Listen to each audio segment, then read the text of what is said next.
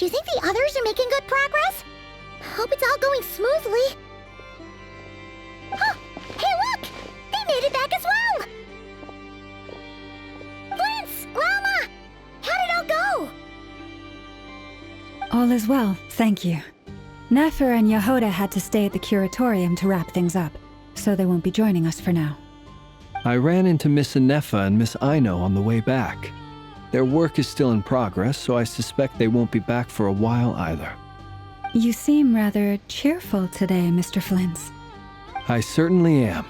I achieved what I set out to do and came away with more than I bargained for. Fighting alone can get quite tedious, but I had the good fortune to run into a pair of brave young warriors. We meet again. How have you been? Albedo! What are you doing here? Thankfully, tracking you down turned out to be a lot simpler than we envisaged. These two courageously lent me a hand while I was fighting the wild hunt. When they told me they were Servarka's colleagues, it all made sense. And given how people of outstanding talent tend to cross paths, it's no wonder you're already acquainted. So, who's your travel buddy, Albedo? Why don't you come and introduce yourself?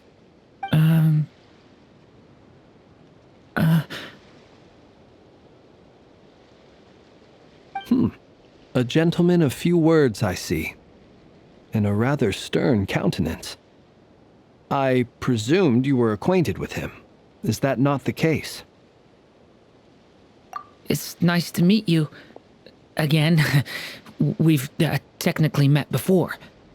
Wait a sec! You're Minnie Durin! That's right. It's me. I'm glad to see you again. By the way, he says it's okay if you drop the mini. Yeah, I'm not as mini as I used to be. Interesting, isn't it? The first step towards blending into human society appears to be reflecting on whether one's name really reflects who they are. Wow! You look so different! In a good way, of course.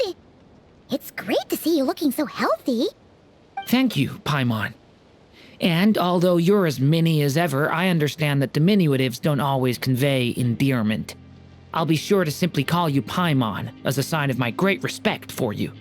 Wow! You're such a smooth talker now. Paimon could get used to this. From now on, you may refer to her as your esteemed guide, Paimon. Personally, I think our little Paimon is the perfect size. When people call her Little Paimon, it's just because she's so adorable that they can't help themselves. If that's not a sign of endearment, what is? You're absolutely right, Miss Lauma. My brother still has a long road ahead of him when it comes to understanding human relationships. Anyway, speaking of long journeys, didn't Columbina, leave with you? How come she isn't back yet?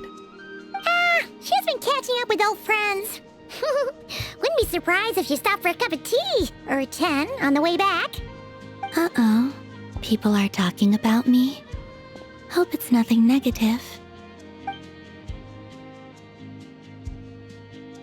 Judging from your expressions, I'm guessing it all went well? It's getting crowded here. I'll go grab some chairs. No need. This is a job for an alchemist. I'll whip some up momentarily. Thank you for your hospitality, ladies and gentlemen, but I was merely escorting my friends back. I'll be meeting Sandrone shortly, as we still have some things to discuss. It's been a pleasure, everyone. But this is where I'll say goodbye. We really appreciate your help. Oh, come on. Spare the formalities. I'm just glad I could help out some true friends. I understand. Well, bye for now, Harlequino.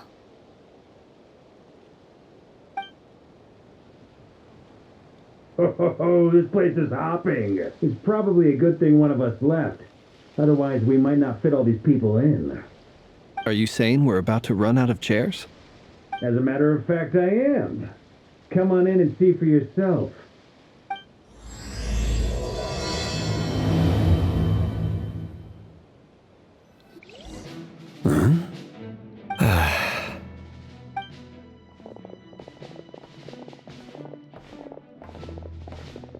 I overheard your little chit-chat outside, by the way. With Miss Columbina's colleague gone, we should be back to the original crew plus the other colleagues I brought in. Though, it looks like we have another new face. Someone else managed to rope in a colleague too? Frankly, you and Paimon are the only people I know here. This here is Deansliff, colleague of Tibet's greatest guide, Paimon, and greatest adventurer, the Traveler. Well, not exactly colleagues, more sort of friends. When someone else jumps in to do the announcing, you know you're speaking to someone important. Let's hear what he has to say. Note to self. Once Paimon knows your name, the rest of the world will soon follow. When he comes looking for us, it's usually something important. Paimon's guessing you've heard about the Wild Hunt, then. From the looks of it, you're about to hold a meeting. If I were to say that the Wild Hunt is our mutual enemy, would that earn me a seat at the table? As the saying goes, the enemy of my enemy is my friend. Mr. Dainsliff, there's a seat with your name on it. Though, I can't promise the same for everyone else. Hey, Albedo, think you can rustle up a couple more chairs? After all this time apart, Grandmaster Varka's first order is to rustle up a couple more chairs. I've missed this. Is he being sarcastic? Hey, he's your brother. Why are you asking us? I've still got a lot to learn about the nuances of human conversation. Trying to decipher Albedo's way of speaking has been like jumping in at the deep end. Oh, good point. Paimon gets you now. Don't sweat it. There are people who go their whole lives without getting the hang of it. You're ahead of the game already.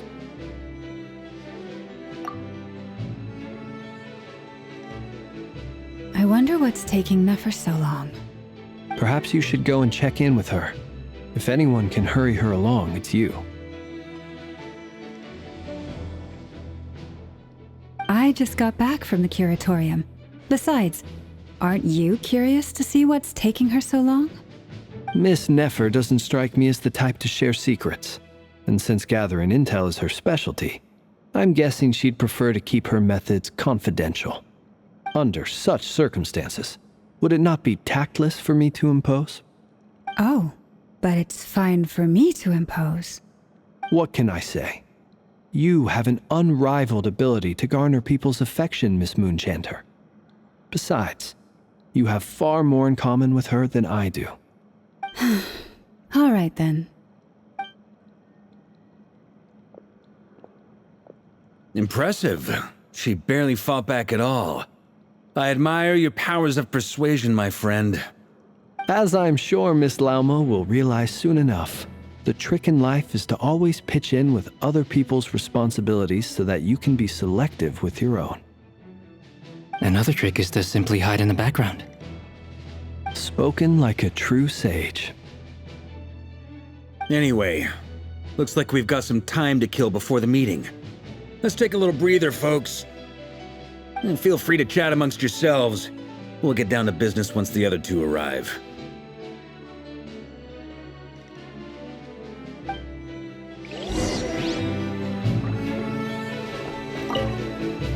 You're both awfully quiet.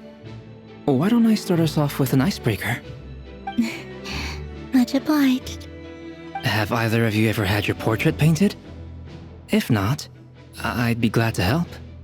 That sounds like a lovely idea. You know how to paint, then? I dabble occasionally. He's an excellent painter. Tables, chairs, people, dragons, you name it. He'll paint it for you. I'm flattered. If I ever get the chance, I'd like to give it a try myself. I'll bear that in mind. Anyway, how about you, Durin? What sort of portrait would you prefer? Oh, I'd be fine with anything. Whatever style feels best to you. Very well. Then I'll play it by ear. You can replicate any style I want? I can try.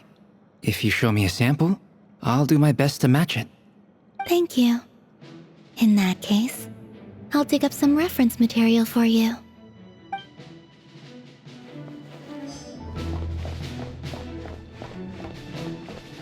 Is there something you'd like to say to me? Yeah!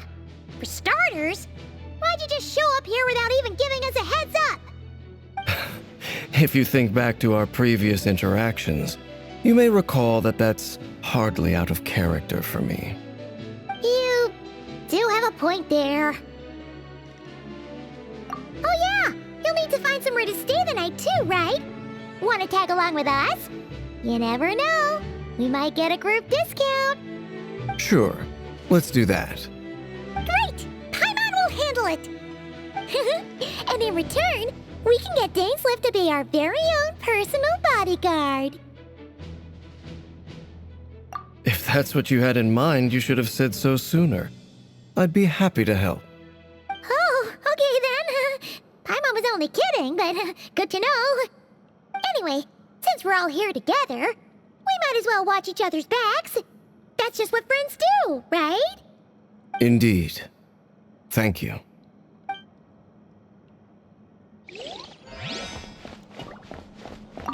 Truth be told, I can't remember the last time I was in a meeting with so many people.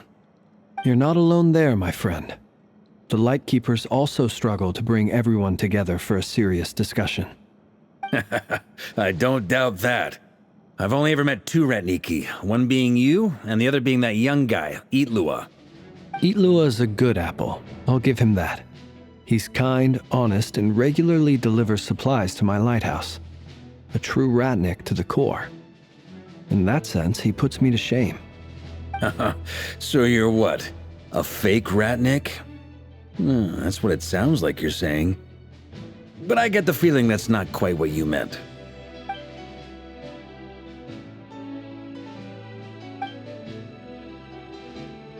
Come on, why the awkward silence? Sorry. I'm not even gonna bother trying to hide it. You've known all along, haven't you, my friend?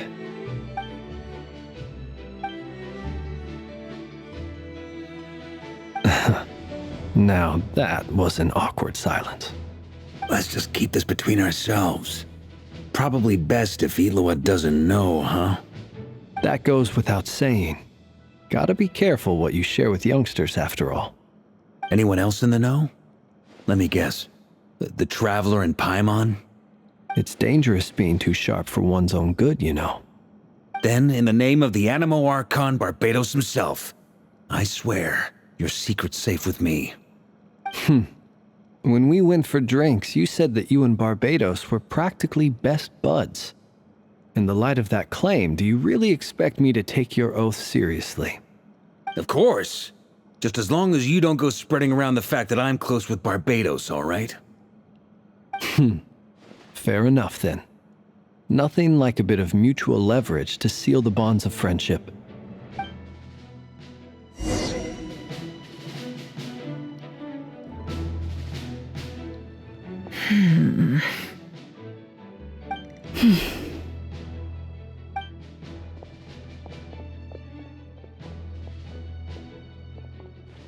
Ah, Miss Nefer. You made it after all. But what about Yehoda? I'm here to give you an update on how things are going on our end. Once this is over, I'll be heading straight back to continue my work. I left Yehoda back at the curatorium to watch over things while I'm gone. Huh. So much for just this once. Shh! Not so loud! We're on a roll here. What if she remembers and suddenly decides to back out? Did you say something, Mr. Varka? Huh? I didn't say anything. Right, Flint's? Must have been a frog. They get so noisy around here at nighttime. It's like they're putting on a concert in the background. Anyway, before we begin, there's a few introductions to make.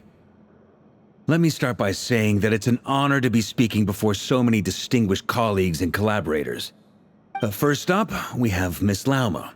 As Moon Chanter, she's the leader of the Frost Moon Scions, a local religious community in Nod-Crai. Then there's Miss Nefer, boss of the Curatorium of Secrets, and intel gatherer extraordinaire. Nefer is leading the investigation into Rerir's background, assisted by Yehoda and Lauma. From the little I've heard, they're making some great progress. Over here, we have Mr. Flintz, a ratnik and guardian of the abandoned lighthouse. In our last operation, he courageously distracted the Wild Hunt to buy time for the rest of us. For those of you who've never met, this is Mr. Albedo, a renowned alchemist and captain of the Knights of Favonius investigation team. By his side is a new face for us all, myself included, Mr. Durin, who's come to lend his aid. Next up, we have the Moon Maiden and former Fatui Harbinger, Miss Columbina. Then we have the Traveler, who's earned more titles than I could possibly hope to list out, so I'll spare you the rundown. And Paimon, the ultimate travel companion and quite possibly the best guide in all of Tevat. Wow! That's a lot of people! Great turnout! Miss Nefer, it looks like you might have another job coming your way, so, congratulations on the booming business, I guess.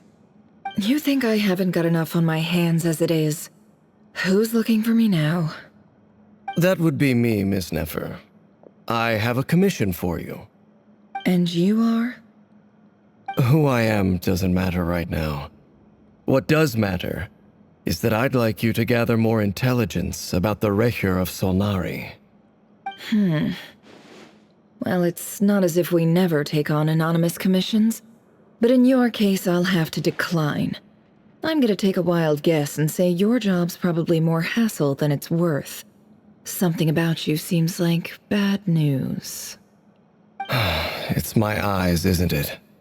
Conrian, I assume. And what's with the mask? Are you trying to hide your identity? In any case, the fact that you're even still alive raises an awful lot of questions for me. My name is Dainsleif. And yes, I am from Conria. As I'm sure you're aware, the Recher of Solnari's real name is Rerir. He was once an acquaintance of mine. Really? Then you must have been quite an influential figure yourself. You flatter me, but none of that matters anymore. My point was simply to clarify why I have asked Miss Nefer to investigate Rerir's background. So you're both from Conria, and it sounds like you used to be friends? What am I missing here? Surely you already know how he became one of the Five Sinners. I'll tell you everything I know. The history of Conria, the names and identities of the Five Sinners. I remember it all like it was yesterday. I have never spoken openly of this before, but the truth was exactly as people say.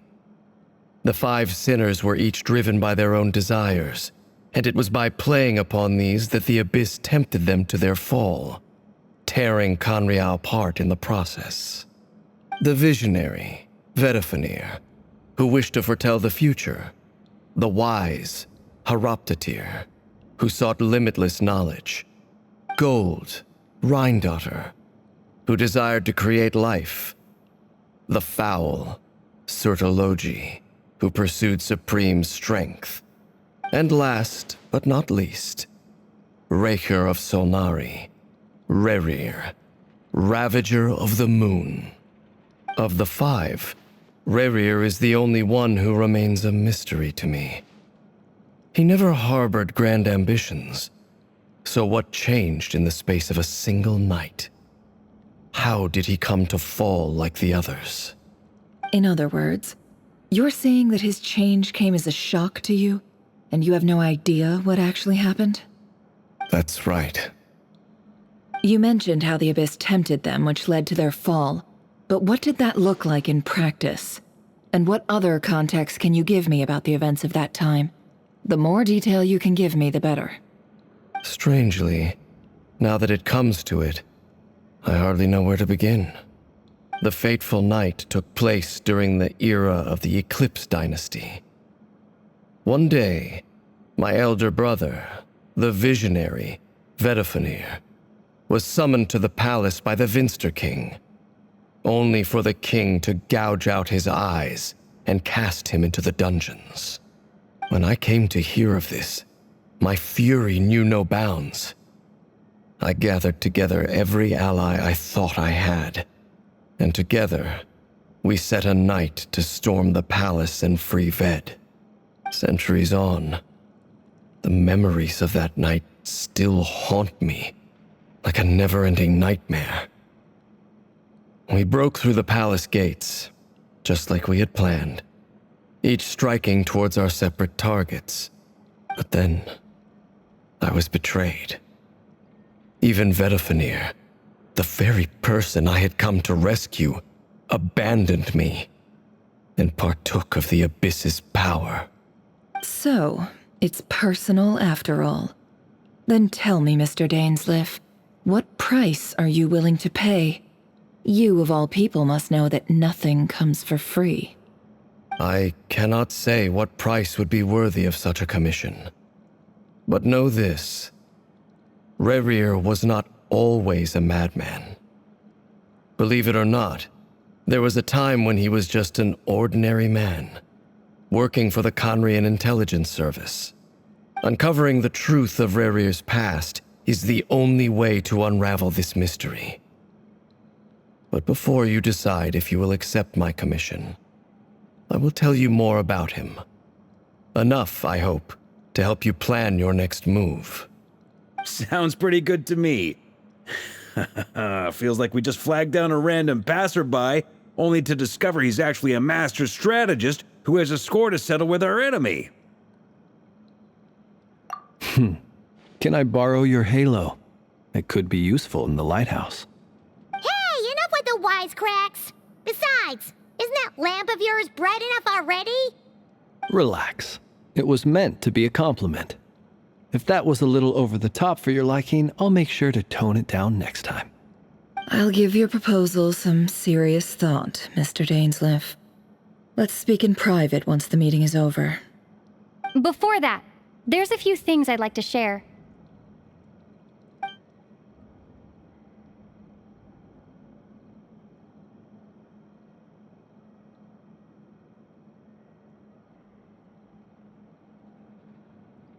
Now that we've united the hearts of the three moons, your power should be greatly enhanced. But it seems like that hasn't happened yet? I believe it will take a little longer. You've done so much for me, so I want to be completely honest with you all. Even though I'm doing a lot better now, the truth is, my recovery will likely be an ongoing process. From the moment I was born, my power has been slowly ebbing away. And that is because Tevat has never accepted me. Even with the moons united as one, it seems my rejection cannot be undone. So far, I have yet to find a solution. It may turn out to be a problem that will plague me until the day I finally leave this place behind. Even so, I will do everything in my power to help you drive out the Rei here of Solnari. As Arlecchino put it, this is not about chasing the spoils of victory. It's just a gesture of heartfelt gratitude. Kutar.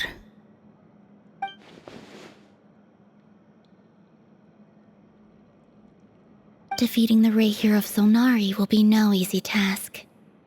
While my strength slowly recovers, we'll also need to gather more intel.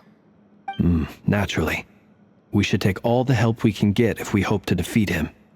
We've considered several viable plans now, but our choice hinges on the answers to a few key questions. Is it even possible to kill Rerir? What experiences shaped the person or monster he became? And what's he really after? Given Albedo's expertise in alchemy, I think we should leave him to try and answer the first of these questions. Understood. As for the other two, I'm afraid we'll have to count on you again, Miss Nefer. Believe me when I say it's not my wish to burden you. But right now, relying on your skills is our only option. So you're placing all your hopes on me, huh? We can't thank you enough for agreeing to help us. Honestly, I can hardly believe how lucky we are. You sure have a talent for changing your tune, Miss Moonchanter. Timid like Yehoda one moment, then flinches insincere flattery the next. Ladies, please. I must object to your portrayal of me. That's all. Feel free to keep bickering. Just pretend I'm not here. I almost don't want to leave this room. I'm curious to see how this plays out. I have faith in you, Miss Nefer. Something tells me you'll stand by us until the very end. Oh? And what makes you so sure of that? What if I suddenly decide that my compensation is insufficient? This isn't about the money. I can sense that you've got a deep-seated distaste for Reri, and knowing you, that alone is motive enough. Look at them getting along so well. Like two peas in a pod. And I'm the one they accuse of insincere flattery. There is no justice. Miss Lauma, you have to understand something.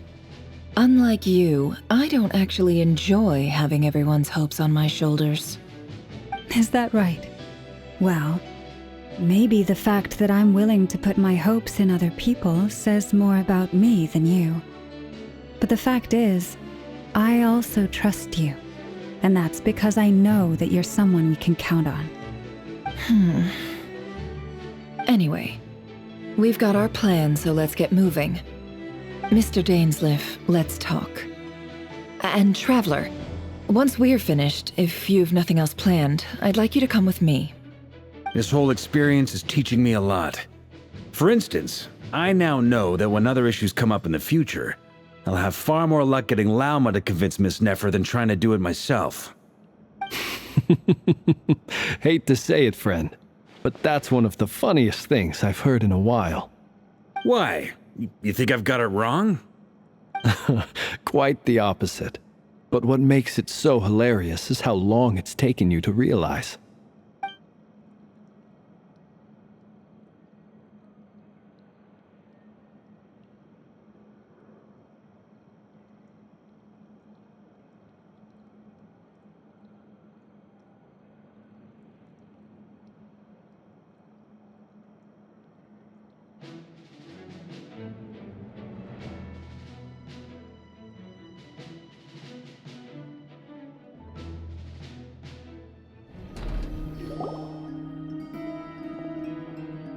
Thank you for waiting.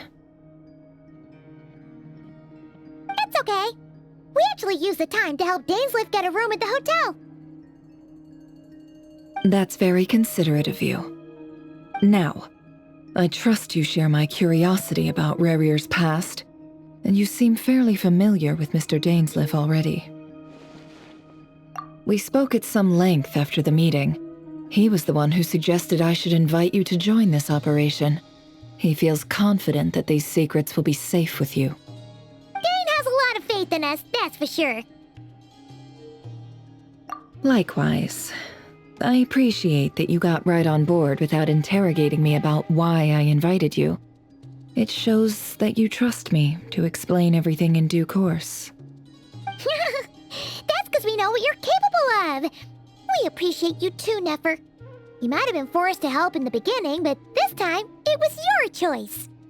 That's one way to put it. Another is this, that once a decision's been made, it's set in stone. After that, my only goal is to see it through. Alright, so here's how it is. I'm going to access Rerir's thoughts again using my confidential method. Now, I'm sure you've seen things like this before on your travels, so you're surely well aware of how dangerous it can be. The reason I've gathered you all here is to ensure my safety during the proceedings. I plan for us to enter the fragment of his consciousness together, and once inside, I will focus on searching for information. Think of this as a diving expedition into someone's brain. If I'm the diver, you are my safety equipment, tasked with keeping me alive while I'm under the surface. Once the ceremony begins, we will all be spying on privileged information. But in the interests of safety, you must remain absolutely silent at all times. We will discuss our observations after the ceremony has concluded. Lastly, any individuals of a weaker constitution are advised not to partake in the ceremony. In any case, Paimon has her own job to do, which requires staying in the room but not joining the ceremony.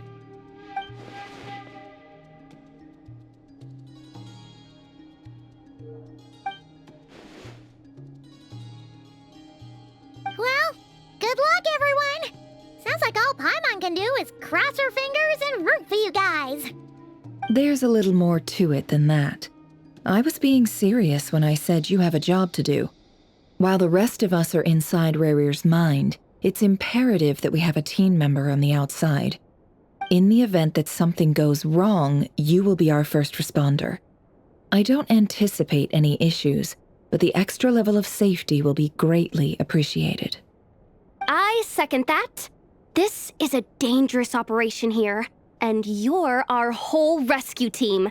That's pretty much the most important job in the crew. So, Paimon's like the lifeguard?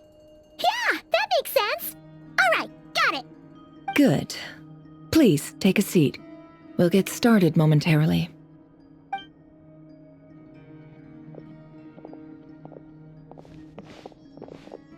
So, did Mr. Dainsleif tell you anything else?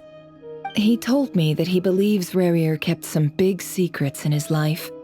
He's not sure that they were the cause of his eventual downfall, but he's asked me to uncover what those secrets were all the same. But surely you're not planning to go through with this, no matter the cost. If you think that, you'd be overestimating me. I'm a businesswoman, not a mercenary. But I do have my own professional reasons for taking this job. You think I'd turn down the opportunity to get a first-hand glimpse into Conrian history? No chance. Well, as long as you don't let morbid curiosity get in the way of safety concerns, we're good. We'll do whatever we can to help you. You're such a killjoy.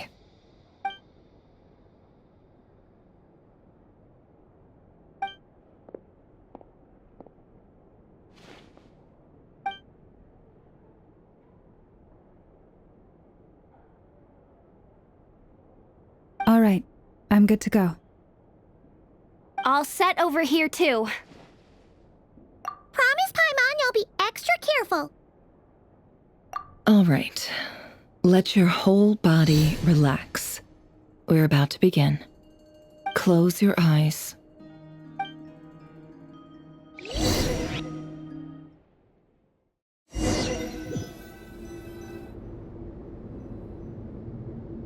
Phew. Could this be his office? Pretty standard setup. Bookshelves, paperwork, files. According to Dainsleif, Rerir used to be an intelligence operative. Chances are there's plenty of top-secret intel stashed away in this room. Is this where you keep your secrets, Rerir? Can't say I'm not looking forward to this.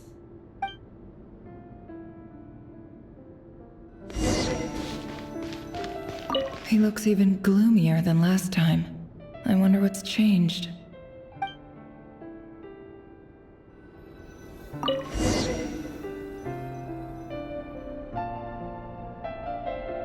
Today's files are in. Time to wade through them, just like usual. Male, 51.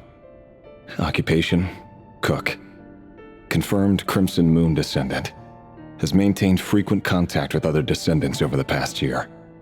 Poses a threat to the dynasty. Neutralized.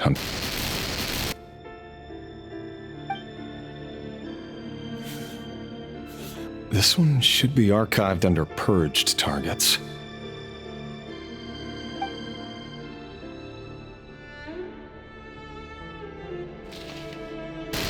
Female, 23. Occupation, office clerk. Confirmed Crimson Moon descendant. Has maintained frequent contact with other descendants over the past year. Poses neutralized on...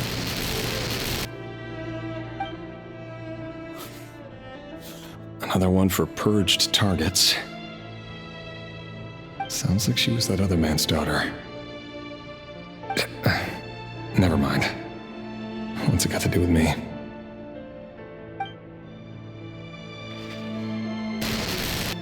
Male, 40.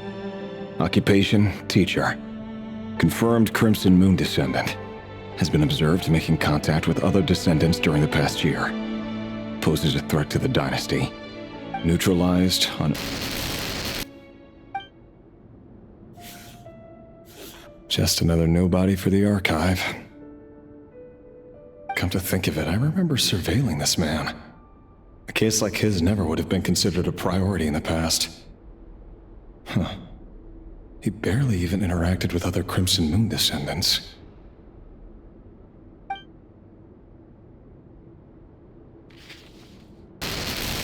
Female, 16. Occupation, none. Orphan and confirmed Crimson Moon descendant. Has been observed making contact with other descendants during the past year. Poses a threat to the dynasty. Neutralized on... Filed. I have no recollection of this girl. None whatsoever. She doesn't seem to be anyone important, but then again, how many of them really are?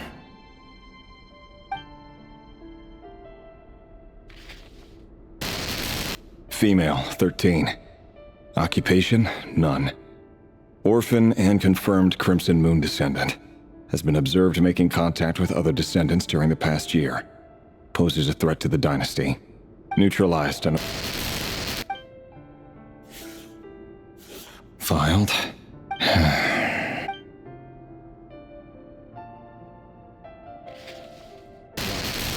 Male, 11. Occupation, none. Orphan and confirmed Crimson Moon descendant. Has not been observed making any contact with other descendants during the past year. Poses a threat to the dynasty. Neutralized on...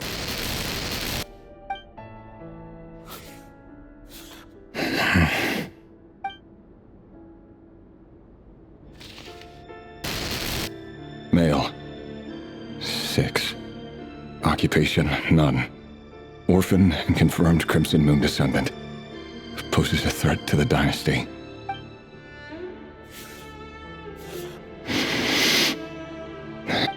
It's funny, isn't it? Your job is becoming both harder and easier at the same time, depending on how you look at it. Sooner or later, the Crimson Moon descendants will be completely wiped out. But as their numbers dwindle, they become harder and harder to track down. That's not how it is. Fortunately, however, most of the able-bodied adults have already been taken care of. The remaining weaklings will be increasingly easy to deal with. No! No. My job is to ensure the survival of the Eclipse Dynasty. And the only way to do that is by eliminating any and all potential threats. It's a perfectly every single one of my colleagues can attest to my fairness. And if my friends were aware of the facts, I know they'd back me up too. Assuming, of course, that they were aware of all the facts.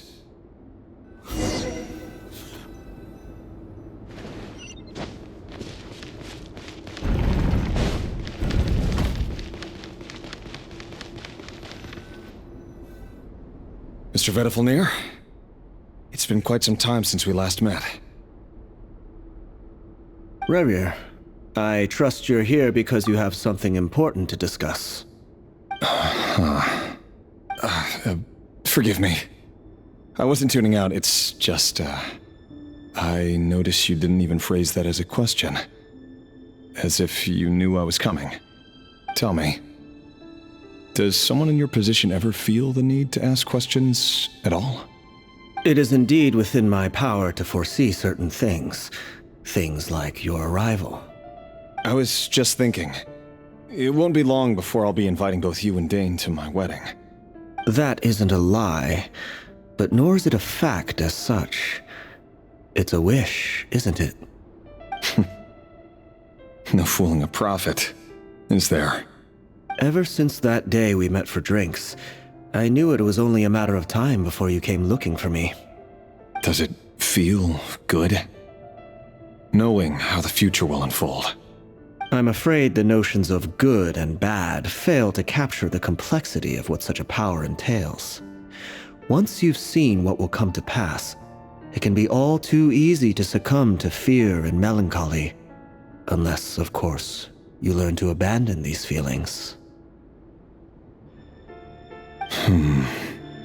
You fear my silence, and long to hear the words I left unspoken that day. That's right. You must have noticed my reluctance to broach the subject, and the reason is simple. Because the truth could never have lived up to your hopes. For both our sakes, such words are better left unsaid. The burden of prophecy was never meant for your shoulders. So who exactly do you deem worthy to hear your prophecies? None but our exalted king? Or rather, our king as he once was. You're closer to his majesty than I am. You must know better than anyone how much he's changed. You say that as though it is to my benefit. Yet precisely because of that, I dare not speak rashly. A king can turn out to be the most virtuous of rulers, or a tyrant more terrible than the most vicious of dragons. You are so wise and far-sighted, yet still you would have me live in fear of the unknown? You make a fair point. Especially given my silence alone was all it took to send you spiraling downwards. Very well then. Let me offer you some advice. And I say this not as a prophet or a visionary, but simply as the brother of your friend. For many reasons, there is very little chance of your marriage ending in happiness. If happiness is what you seek, you should find another fiancé.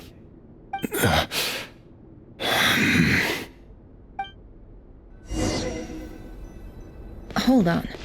There's that same black fog again. Could this memory belong to Thelindis? Wait. Hear me out. This time we finally got a clear look at his face and learned his true identity. His name is Reri, and he claims to be one of the king's guards. What did you say? A cruel irony, isn't it? The man you're set to marry leads a double life as a brutal executioner. Why are you telling me all of this now? Simple. It's because I want you to kill him. You are the only person he would never suspect. No, absolutely not. I would never dream of doing such a despicable thing. So you'll just stand by and watch him slaughter us to the last? Do not forget that the blood of the Crimson Moon flows in your veins too. The blood of the Crimson Moon? What does that matter now? The dynasty has long been dead and gone. You think that alone is reason enough for me to throw away everything I have? Why wouldn't it be? You two were once a child of the Crimson Moon, just like me. Don't tell me you've never felt so much as a flicker of fury for the way we were trampled into the dust. As long as you promise to abandon this pipe dream of restoring your dynasty, I can try to persuade him. Or have him persuade the Vinster King. Persuade the Vinster King? Do you even know why he's so obsessed with hunting us down? Why he keeps trying to force us to hand over our secrets over and over again? Or why we refuse to give up on restoring the dynasty? The Vinster King. A blind fool. His eyes clouded by powers from beyond this world. A petty little man with a miser's heart. And he dares to sit upon the throne? Mark my words. Sooner or later, Conria will fall. and it will be his doing. If you can't bring yourself to do it, so be it. Just you watch. It won't be long before calamity descends upon us all. The Rei here of Solnari. That really is quite a secret you've been keeping from me, Rerir. But who am I to talk? Am I really any better? I've kept my own past a secret this whole time too. Love should be built on honesty. But ours was born from lies. And yet, is it really so wrong to hide things that would only make life harder? If we don't cover up the parts that no one else should see, how can we go on pretending to be normal? Vedifulnir must have known all this. And that's why he made his prophecy. In the end, nothing stays hidden forever.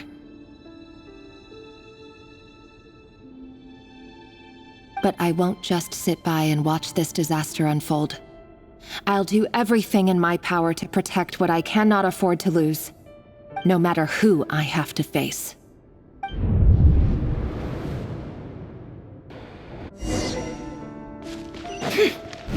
Huh? Was that Rerir who just walked past the window? Doesn't it give you the chills that he still takes the same road to work every day, as if nothing ever happened? Those people at the deli. Enough already. They're clearly pretty taken by their own disguises, so just smile and play along. Pull the rug from under beasts like that, and you'll risk having your throat torn out. Deli? Oh. They're talking about those people from the opposition. Right. I'd almost forgotten they used to run a deli. People of no consequence always vanish so easily. And no one even remembers them. But surely you can see he's not the man he pretends to be! So many have died already, and they say that the king's madness grows with each passing day. We're not going to survive this, are we? But why does it have to be this way? Do we really deserve to die just because of the blood that runs through our veins? Felindis, are you even listening? Sorry, Freether. My mind was off wandering. I heard you, though. You're talking about what Rerir said. He's just following the king's orders. He's a secret agent, and it's his job to hunt down rebels and dissidents. By the time you first met him, he'd already taken lives. Maybe he was using you from the very beginning. No. Rerir has no idea I have anything to do with the Crimson Moon. My family are only distant relatives of the main lineage, and besides, my eyes are perfectly ordinary. Truth be told, apart from my teacher, pretty much no one knows I have any connection to any of it. It's been a long time since my family severed ties. But as Orlog said, who could possibly talk sense into that raving lunatic of a king? No one. I'll work something out. Trust me, I'm with you all. But for now, you need to keep yourselves hidden. Don't let anyone find you, anyone at all. Don't forget that Rerir is an Eclipse operative. You need to be extra careful when he's around. And when I am too. For now, don't come looking for me. And if anything happens to me, just act like we've never met. If even you can't escape this, what hope do the rest of us have? But after all this time together, surely he wouldn't lay a hand on you. I won't speak in his defense, nor can I give you a clear answer to that question. But I'll do everything I can to put an end to this. Here, hold on to this. If an opportunity to escape presents itself, take it. You'll be glad you took some spare change. You call that change? But what about you? I've got a job, and there's still money coming in. But you can't go anywhere right now. Please think about yourself for once.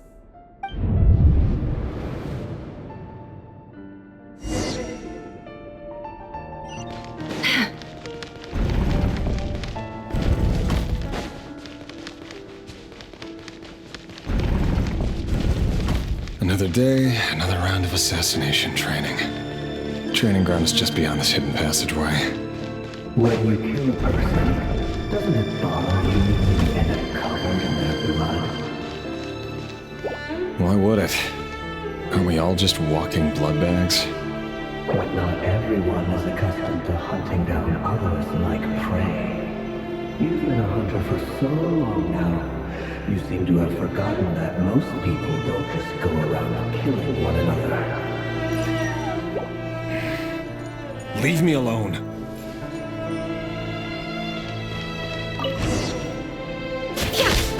Make sure you have a firm grip on the handle. Then choose your angle well. Keep your movements light and brisk. And the prey won't sense a thing. I'll bet no one's ever died a quiet place in your hand. I work clean. No traces.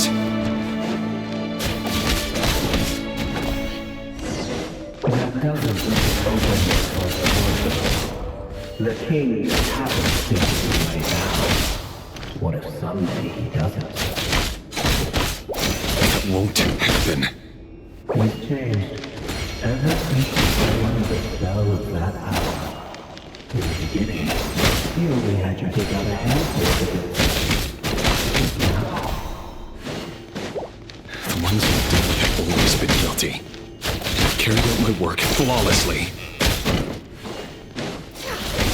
you know why Felicia didn't accept your proposal, don't you? Was it because she didn't trust you? Or something else? No!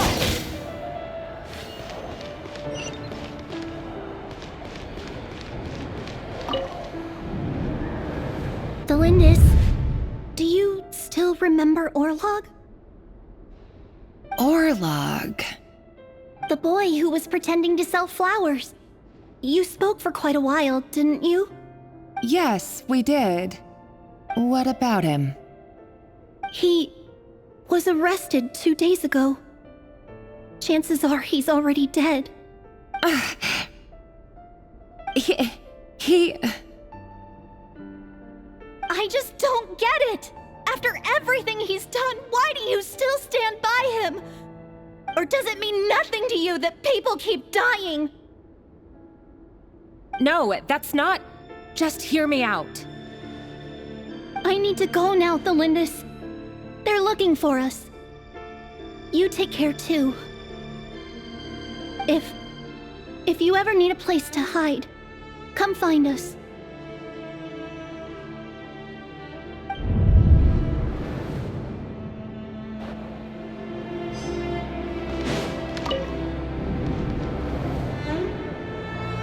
Author Thelindis. Over the course of this week, the research object was subjected to interference for a total of 47 hours for experimental purposes. The results are as follows. All subjects of observation that were sent inside have now... The situation within is proving more problematic than anticipated. No progress whatsoever. What now? Won't you give me even a glimmer of hope? Things are getting worse by the day. I have to find a way or we'll all be in danger.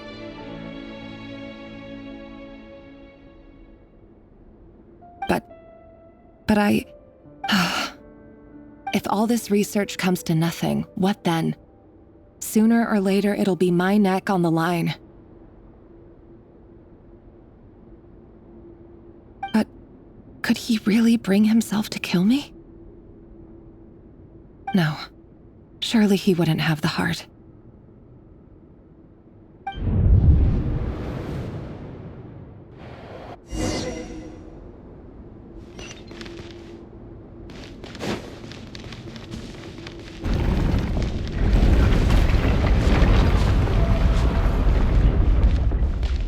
Why won't you just let us go? We don't even know each other. All we want is to live ordinary, peaceful lives. You want to live?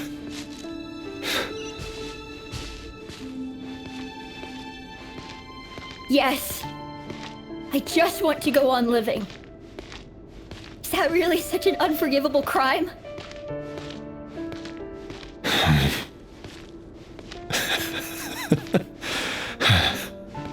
You want to go on living.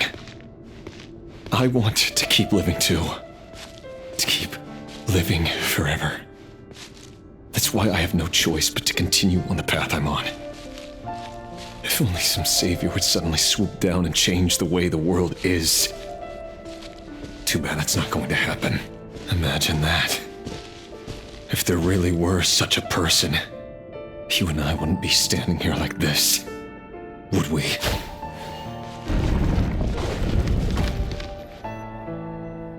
Today's files are in. Time to wade through them just like usual.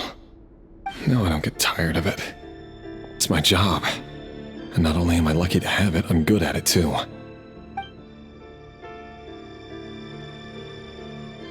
Huh. Wait. That's... Thalindis?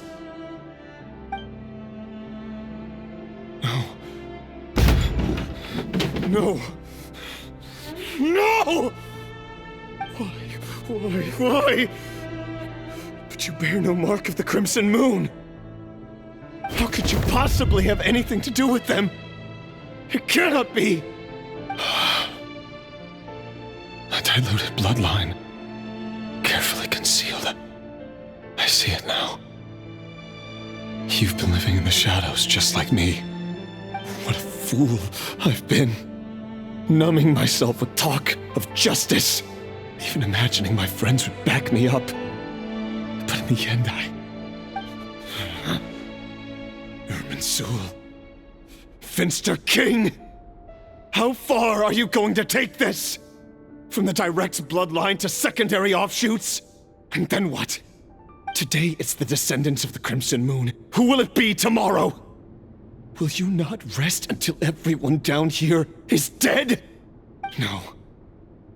This cannot go on. This is where it ends.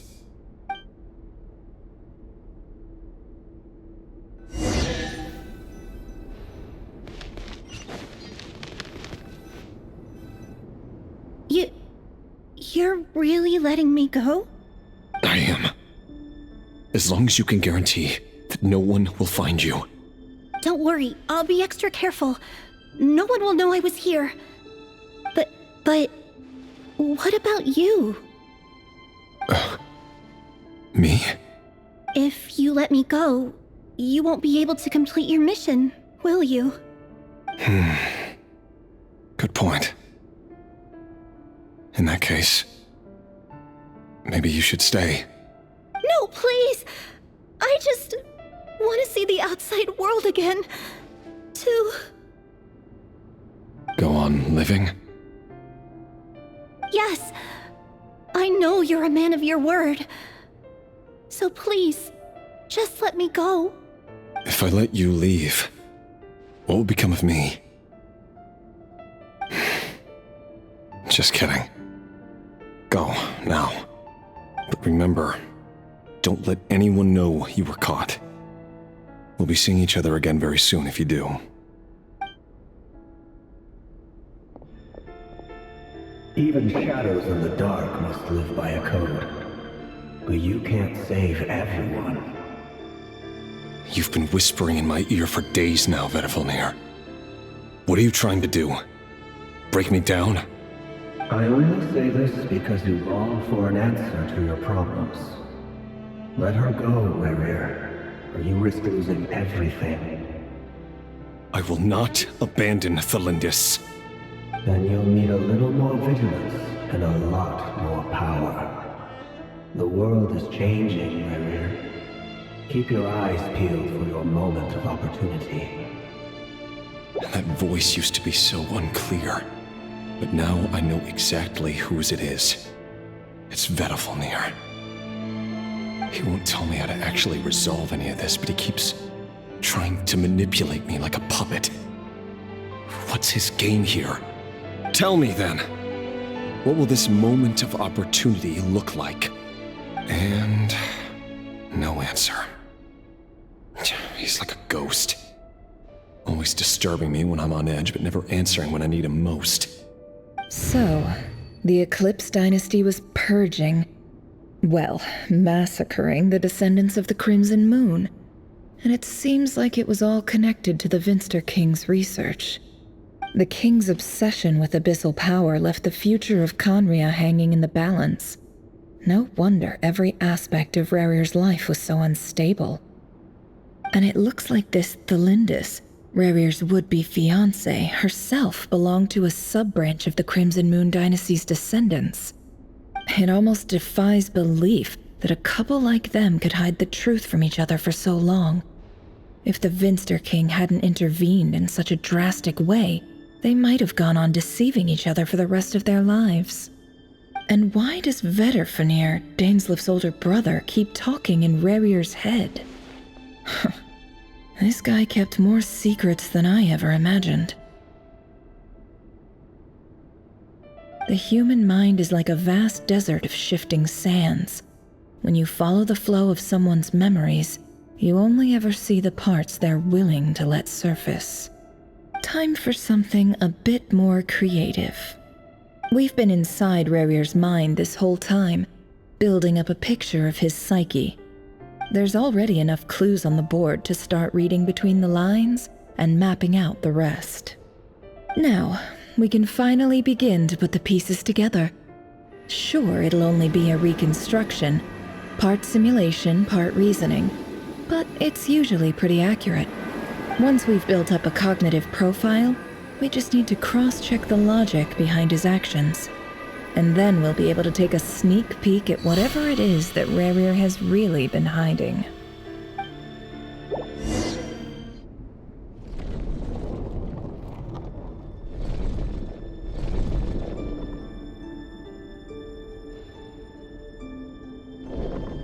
Rerir, are you there?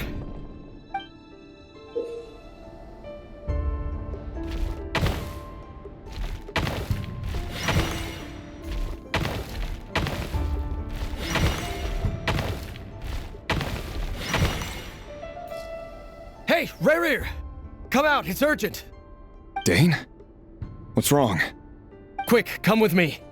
I'll explain everything once we've met up with the others. Okay, I'll come. But Thelindis is still over at the Universitas. I'll need to leave her a note. All right then, but make it quick. I've never seen Dane so worked up before. Whatever this is, it must be big trouble.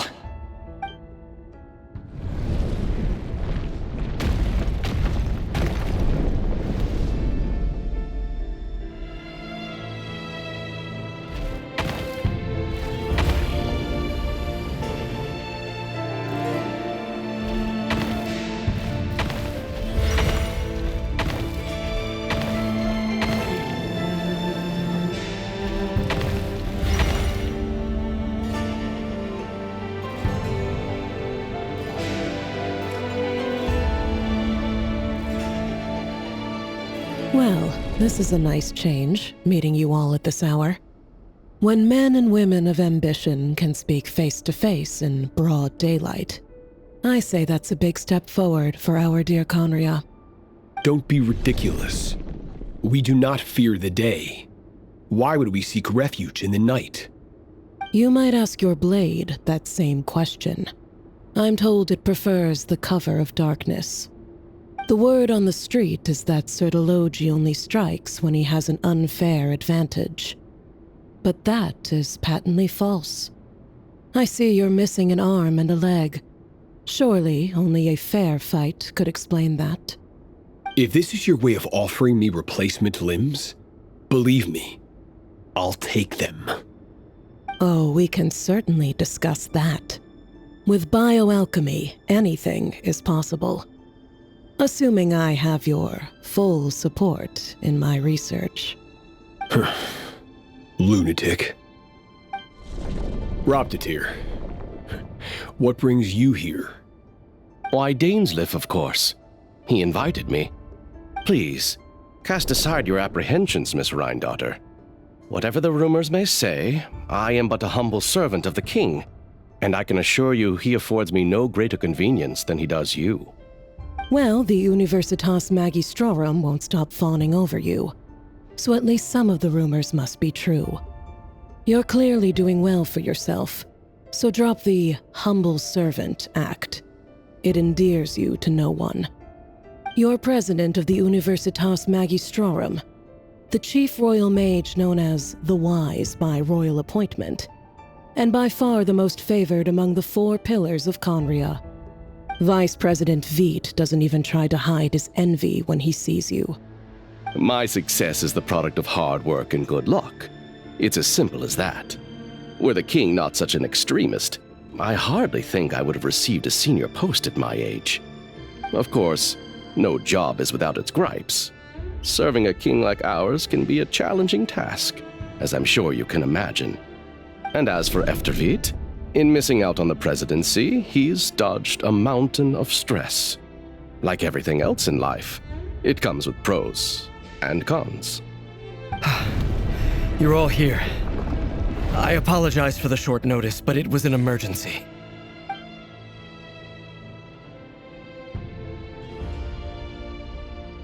You must be Rerir. Mr. Sertologi. Yes, I handled your case file during your sentencing. Nothing personal, of course. I'm pleasantly surprised that you remember me. You're clearly a person of substance if you've been invited here. But Dainsleif, you'd better have a very good reason for convening this little gathering. It's my brother, Vedofenir. After he spoke at the court this morning, the king was so infuriated by his words that he had him blinded in both eyes and thrown in prison. Vedofenir in prison? Strange. I thought the king trusted him and Horoptatyr more than anyone else in the world. Does this mean the king's circle of trust just got even smaller? It has nothing to do with trust. It's about what the king wants, which is as clear as day to anyone paying attention. I simply appease him, because it's in the best interests of the Universitas Magistrorum. And also because you're slimy. Vedofenir, perhaps less so. But still, a visionless visionary? It rather inclines me to think that qualifications are not what get you ahead in Conria. Do you honestly think this is an important discussion to be having right now? Dane, what are you planning to do? Rescue Vedofenir, I assume. Correct. It will mean storming the palace by force. Tonight. I need all of you on my side. That's far too dangerous. And don't forget, Dainsleif, you're captain of the Royal Guard. You swore an oath to the throne. You've been planning this for a while, haven't you? I have no desire to commit treason. But whatever critique the king may have of Vedofenir, disfiguring your most loyal subject for putting the best interests of his court and nation first, this is not the conduct of a wise ruler. My blade will force the king to see the error of his ways. So, Vedofenir's prophecy enraged the king. I'm sure it wasn't what he wanted to hear, but if he won't take counsel even from the visionary, that is deeply troubling news. The extent of His Majesty's madness is now all too clear. The question is, how does a man like me get out of this situation unscathed? You have noble ambitions, Dane, but I'm afraid they don't do much for a guy like me. I'm not interested in saving the world. All I want is a letter of pardon. A letter of pardon? For whom? Thelindis? The chances of the Vinster King issuing a pardon for anyone connected to the Crimson Moon seem vanishingly slim.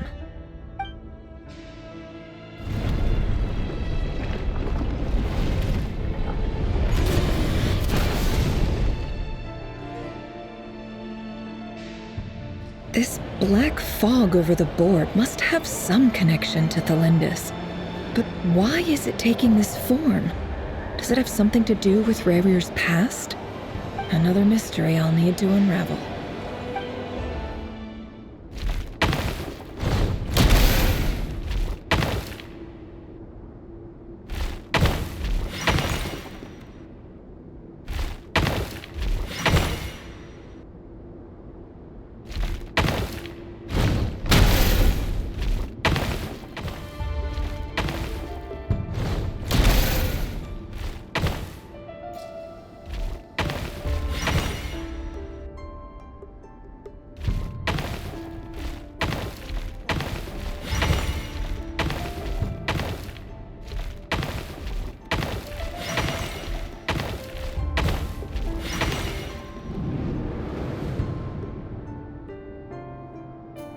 Author Thelindis. Over the course of this week, the research object was subjected to interference for a total of 60 hours for experimental purposes. The results are as follows. Research dating back to the Crimson Moon Dynasty has established 2 points regarding moon marrow. Firstly, its origins have something to do with a god's power. Secondly, it serves as a portal to an as-yet indeterminate location. Moon marrow can thus be defined as a spatial gateway. However, there are a number of hurdles to overcome before we can answer the question of where it leads to. To start with, opening the gateway requires a specific power source, which the relevant literature indicates. An enormous amount of power is then required to keep the gate open. Currently, the total power output of our instruments remains in the single digits. To make matters worse, I am now the only staff member remaining in the Moon Marrow lab. The Universitas Magistrorum recently decided to move most of its personnel into abyssal energy research, which has stymied all Crimson Moon-related projects. This is not a wise move. I have always maintained that placing all our hopes in a single source of power is risky, especially one as poorly understood as this. As well as making ourselves overly reliant on a single resource, we are neglecting other promising technologies. I apologize if this comes across as disrespectful. But as a Moon Marrow researcher, I desperately want to see the world beyond the gateway. If we really made it there one day, what would we find? And how would we go about taming the unknown? My imagination is endlessly fueled by questions such as these.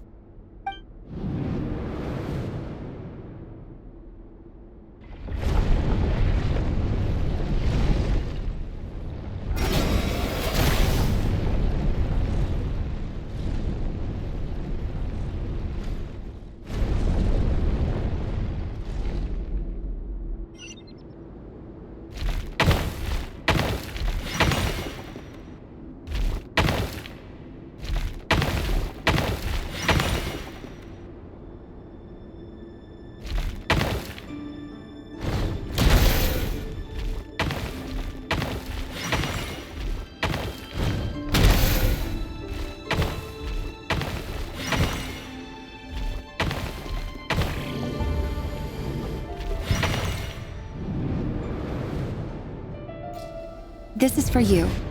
I heard you're gonna leave the city with your parents.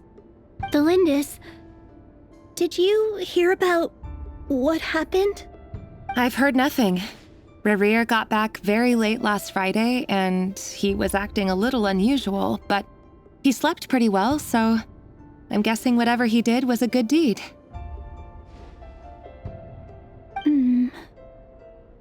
You never saw him, and I don't know what he did. And this conversation never happened. You understand? What if he finds out that you pried into his secrets? Don't be silly. I don't know what secrets he does or doesn't have.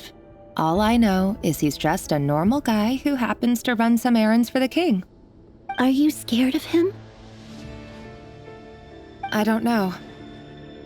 The Rerir I know doesn't match the person you all describe. Logically, I should be scared of him. And yet, I don't want to lose him. But enough about that. You should get going, and be careful with the package I gave you. Keep it secret. Keep it safe. What's in it? A piece of the moon. All you need to know is that as long as you keep it safe, then in the future, everyone will be able to see a red moon. A red moon? You mean our moon? That's right. Our moon. Promise me you'll look after it. I promise, Thelindis. The Crimson Moon bloodline will never die out. Its light, the color of blood, will become like a fire that flows in our veins, no matter how long it takes.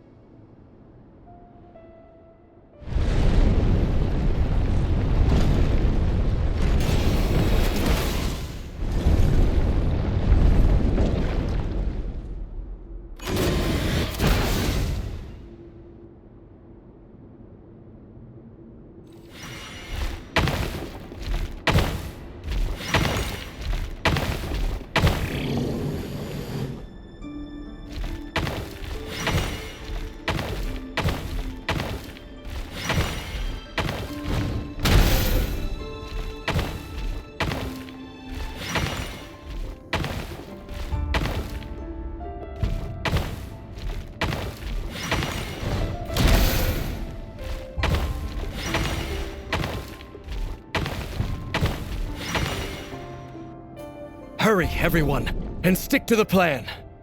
Sir Dainsleif, what are you? Is this treason? You know what happens to those who betray the throne. Please, don't do this! It is the king himself who has betrayed the throne. He has betrayed all of Conria. If you have any love left for justice in your heart, you should join me. It's showtime. Dane and his group will handle the troops in the palace. Then Hraptatyr and Rheindotter will disarm the security measures. My job is to enter the prison and rescue Vedifalnir. Stay safe. Wish me luck. Look after my brother. Draw your blade. It is time for justice to prevail.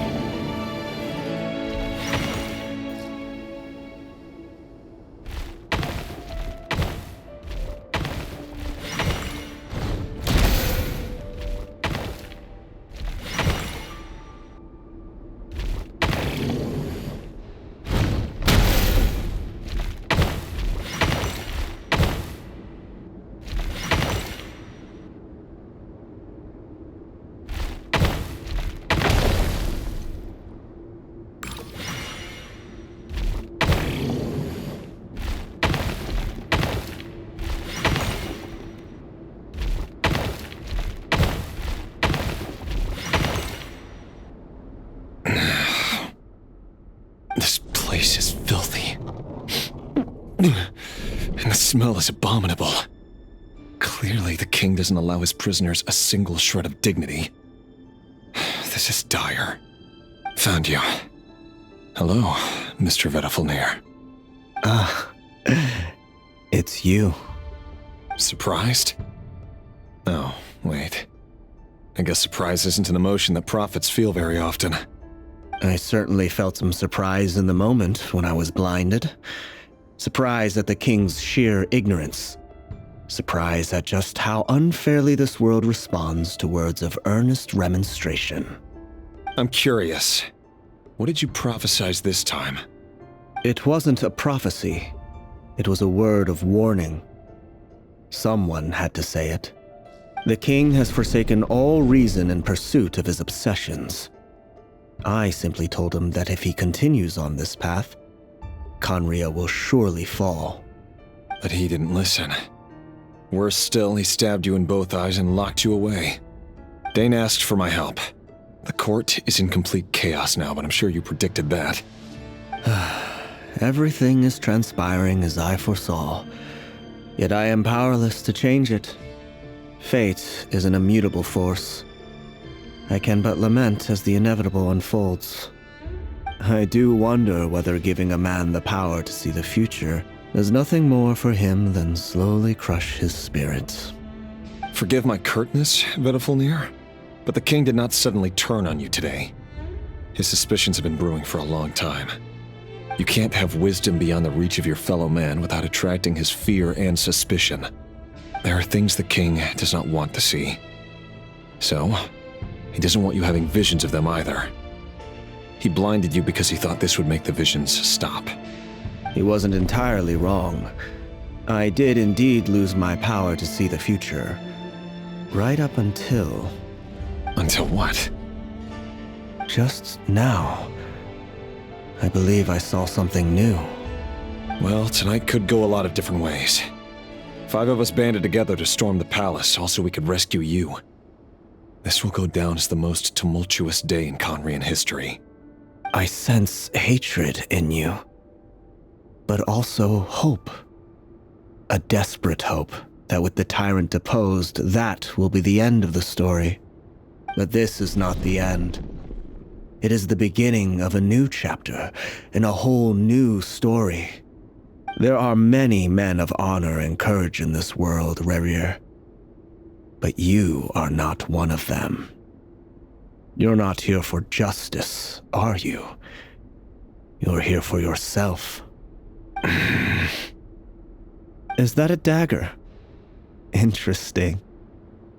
Why not the polearm? It was always your weapon of choice. With your abilities, I don't doubt that you were able to recover some of your sight. But I also doubt that you want to make an enemy of me right now. Of course not. We're on the same side, aren't we? We could be. But I need you to be honest with me, Vedafalnir. At this point, you're my only hope for the future. You mean your future? With your beloved, Felindis? Yes. And I know there are bigger things at stake here. A dynasty, a nation, maybe the entire world. But forgive me, I care first and foremost about myself.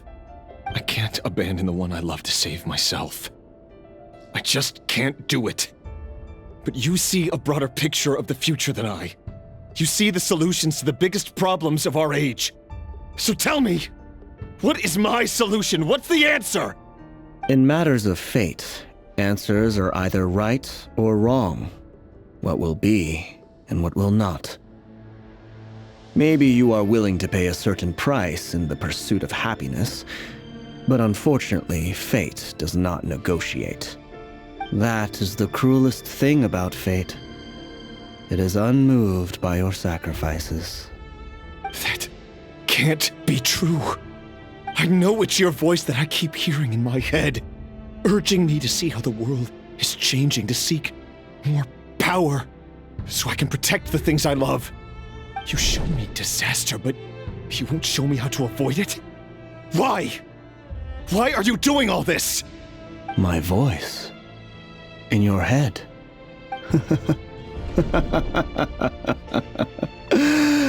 So, you hear it too. The voice that steals your mind, gains your trust, and drives you crazy. It turns out that we are not so different, you and I. Vedafalnir just broke into the strangest smile I've ever seen in my life, as if he'd discovered some monumental secret. But then he suddenly switched to looking extremely weary. Very well then. My advice to you is as follows. You must persevere. Whatever trials and tribulations you may face, be steadfast in the belief that they are your path to the future. For as long as you live, your story with Felindis shall not come to an end. That is the only chance you have of fighting back against fate. It is up to you whether you believe my words. Regardless, that is all I will say on the matter. I have no right to intervene any further. I will hold you to your word. Thank you for setting me free. In return, I will tell you one more thing that you cannot afford to ignore. Just then, a strange wave of energy rippled through the city. We had no idea what it could mean. If I were you, I would head to the Universitas Magistrorum. The Universitas? Oh no! I'm sure we'll be seeing each other again very soon, Reri. Whatever Vedafalnir said, I didn't catch it. I didn't even help him out of the prison. There was no time to lose.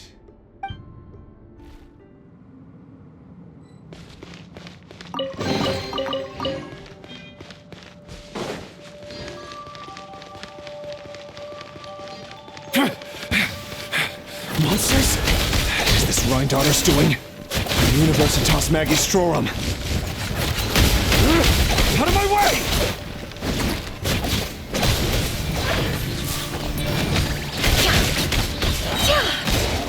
Seek within.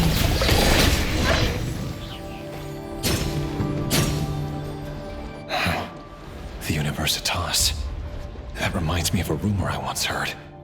Allegedly, the king installed secret mechanisms in the palace and around the city.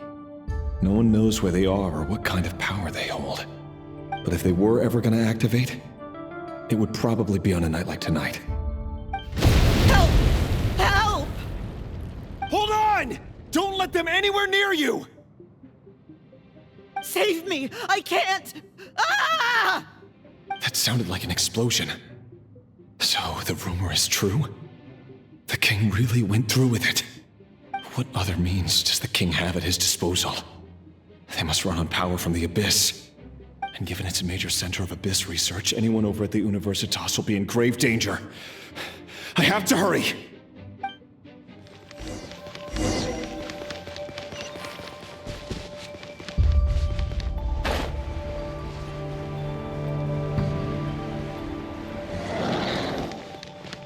Can't hide the truth. The mystery unravels.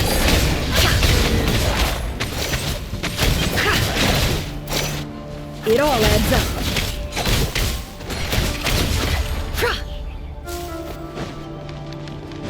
As you wish.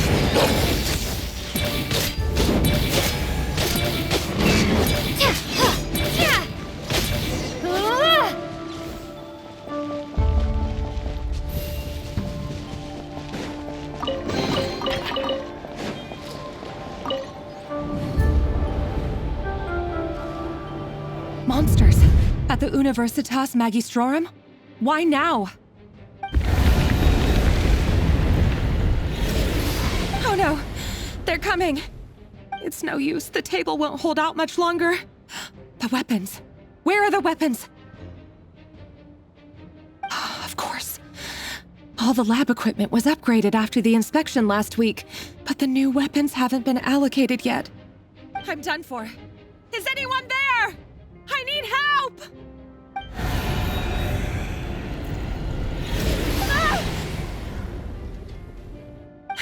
Stay back! Please stay back! Please!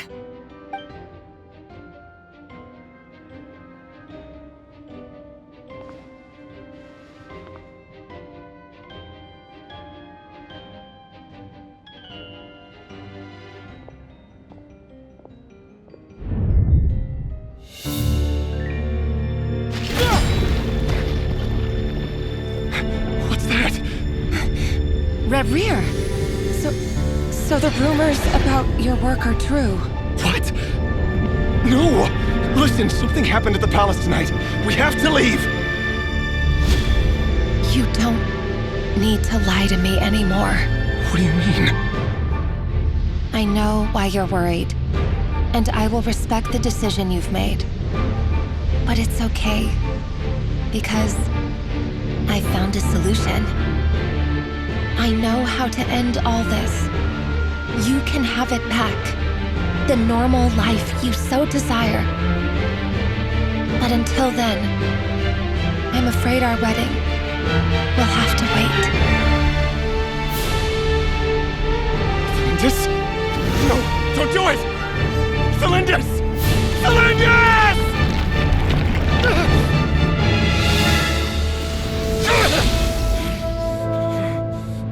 I told you, Rerir. Let her go. You will find someone better.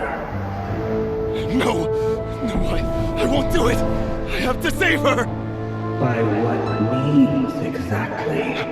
A lowly pawn. You lack the power and the strength of will. Do you know why? Tell me! Come to the palace. Join us.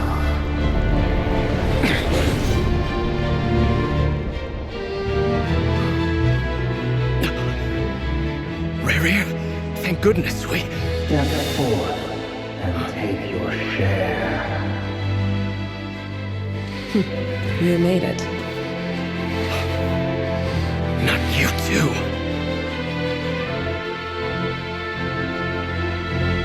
Hatred or grief, despair, desire. We all have our own.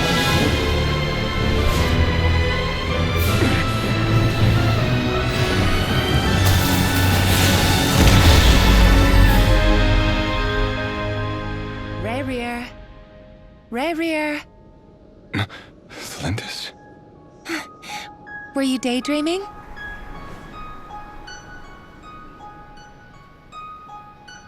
You still remember, Reri? That question you asked me a couple of weeks ago? Oh. You mean the proposal?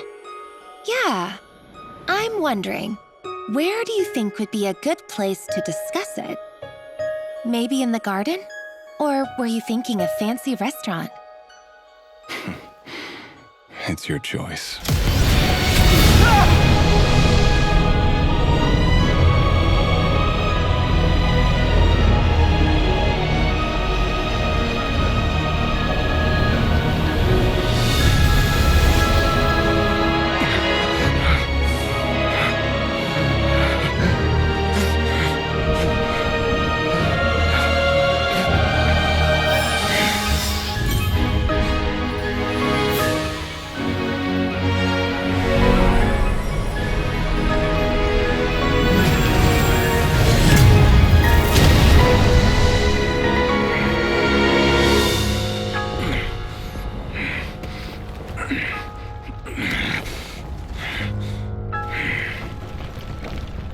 I will find you. And then, you can give me your answer.